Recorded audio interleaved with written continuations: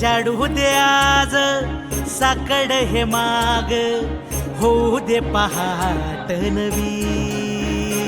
आता होऊन जाऊ दे साऱ्या जगाला पाहू दे, पडू दे पाऊल पुढं. जरी काट पाया खाली लाख येळा येऊ दे, पडू दे पाऊल पुढं. मोठी लढाई र लढू मातीसाठी र गड्या, मनगटाचं जोर लावून. दाटला जरी अंधार एकजूट होऊ आज, दिवा देऊ तेज धावलं.